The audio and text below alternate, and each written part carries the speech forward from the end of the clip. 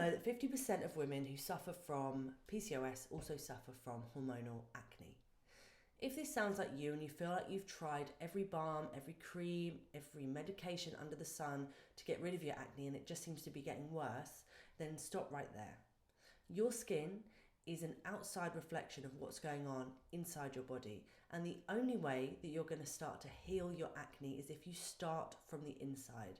That is the only thing that's going to work long term. So if you'd like to know how to do this, then listen to my short video on how to heal your PCOS acne naturally. Hormonal cystic acne is no joke. Despite being brushed off by some medical professionals as something that you just have to deal with, it can be really, really life-changing and can stop some people from leaving the house. It's really no wonder that 77% of women who have PCOS also suffer from some form of anxiety due to the long list of debilitating symptoms that they're often faced with. So for hormonal acne, we are often whacked on the pill, we're given super harsh creams and medications, and sometimes that can work short term, but often it comes back worse than before, so it really only papers over the problem and provides a short-term solution.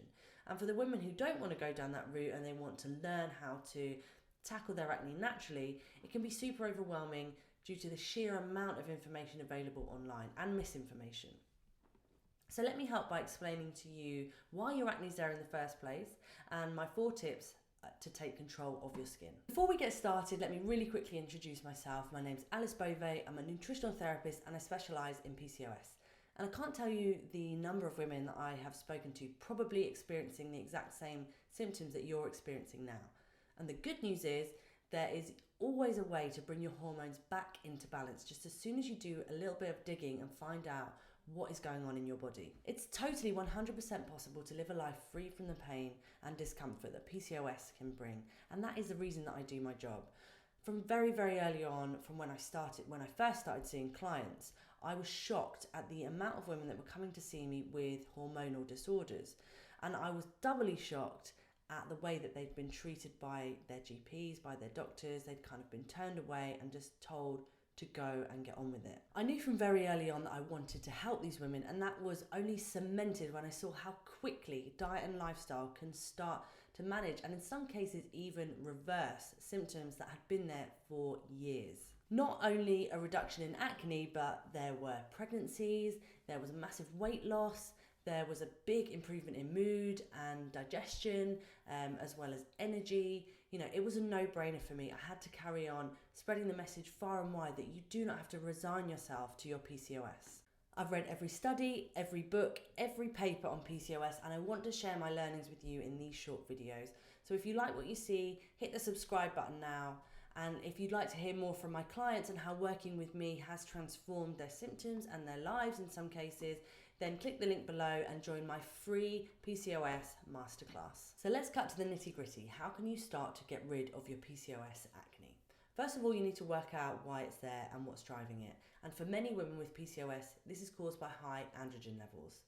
Androgens are male hormones, so you've probably heard of or been tested for testosterone. Now, we need testosterone in small amounts, but when women have too much testosterone and too much androgens, it can be the cause of PCOS and therefore the cause of PCOS acne. Now, why might you have high androgens? Well, there are lots of reasons. The main one is that you have insulin resistance, which is the leading cause of PCOS. So insulin resistance can cause your ovaries to overproduce testosterone, which can cause acne, and it can also cause your oil glands to overproduce oil, also causing acne. Other symptoms of insulin resistance can be skin tags, feeling thirsty all the time, needing to go for a wee all the time, really difficult to lose weight, especially around the middle, feeling hungry, especially sort of 1 or 2 hours after you've eaten. So if this sounds like you and you haven't been diagnosed with insulin resistance, then go to your doctor and ask for them to test you. If you don't have insulin resistance, you've already been checked, and none of this kind of applies to you, there are other reasons that you could have high androgen levels. So one of them is coming off the pill. So that's right, the pill can actually cause PCOS in some women, and then other things are things like stress and inflammation. So how can you start to clear your skin up? Let me break it down for you in my top 4 points. So number 1 is to address insulin resistance. So for the sake of the 70 plus women with PCOS that is driven by insulin resistance, this is a really good first point of call. So it's entirely possible to do this with diet, lifestyle and supplements. But if your acne flare is particularly bad and you want some quick results, then a good first point of call is to remove sugar from your diet. So this isn't sustainable long term, and unless you were intolerant, I would never tell you to remove things forever, but it's a good first point of call. So as a general rule of thumb, if it tastes sweet, don't eat it. So even things like honey and dried fruit can cause insulin spikes. So a good tip if you're a chocolate eater and you get sweet sugar cravings, which you probably do if you have insulin resistance, is to switch your chocolate to 80%. So at first that can taste a little bit weird. It does take some getting used to, but trust me, after 2 weeks of no sugar, it starts to taste delicious. And 2 weeks is a good time for your cravings to start to subside and for you to start seeing some really good results. So again, this isn't sustainable long term, and there are ways you can incorporate sugar into your diet without having blood sugar spikes. But as a first point of call for a particularly bad acne flare up, this is a good first start. So tip number 2 is to take control of your inflammation. So PCOS is an inflammatory condition and acne is an inflammatory condition. So with acne, your skin, your pores clog up, you get bacteria on your skin, and your body launches an inflammatory response. With PCOS, often your body can respond to foreign invaders and launch an inflammatory response. So that means that you have got inflammation going on in your body. Now, some inflammation is good and we need it. If you're injured, your body will use inflammation to kind of get over that injury. If you're sick, again, it will use inflammation to get over that sickness. But the problem happens when the inflammation stays long term, so it's chronic, and that is when you can start to experience a whole host of pesky symptoms. So things that can cause unwanted inflammation are eating foods you're intolerant to, poor gut health, which is a particularly strong link with acne and with PCOS, toxins from your environment, so the water you drink, the stuff you're putting on your skin, what you're cleaning your house with, plastic, things like that can all build up over time and cause unwanted inflammation, especially in people that are more susceptible. So a good idea is to try and sort of have a bit of a detox. It's impossible that you're going to detox entirely, but just to be mindful of too much plastic or to try and opt for the natural products where possible, and for food, to include anti-inflammatory foods. So things like ginger, garlic, fermented foods like kimchi and sauerkraut, berries when they're in season, dark leafy greens, organic grass-fed meat. These things can be super, super good for you and anti-inflammatory. And then to avoid things like heavily processed food, sugar that we've already spoken about, seed oils, which you'll find in everything at the moment. So things like canola oil, rapeseed oil, is pumped into our food to keep it soft. So things like ice creams and fake butter and things like that. So to remove those kind of foods from your diet, that is going to help really, really quickly. Next up, number 3 is to heal your gut. So there's a good amount of research now linking PCOS to poor gut health.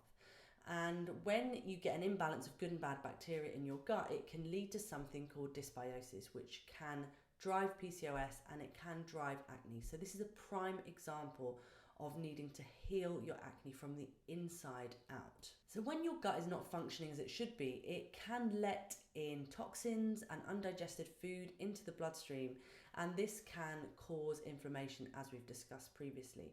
So addressing your gut health, starting to heal your gut, even if you don't have acne, is a really, really good thing to do to start to manage your PCOS symptoms. And there's lots of ways that you can do this. So I would suggest working with a nutritionist to do a proper gut healing protocol, but you can start to do this from home. Start to look at the foods you're eating. Make sure you're eating lots of pre and probiotic foods. So as we suggested earlier, fermented foods like kimchi, sauerkraut. I probably would stay away from dairy if you had really bad acne, at least for short term. And you can also look at taking a good pre and probiotic. Make sure that the probiotic is a high enough dose and that it's resistant to stomach acid. So sort of 5 billion CFU is a good starting point. And if your digestion is really bad and it's really causing you trouble, you can look into getting a functional stool test. So you would pay for that privately, you wouldn't get that on the NHS, but it can give you a really good indication of what is going on in your gut at that time. So it will look at inflammatory markers, the different bacteria, what's not there that should be there, what's being overgrown, if there's any yeast.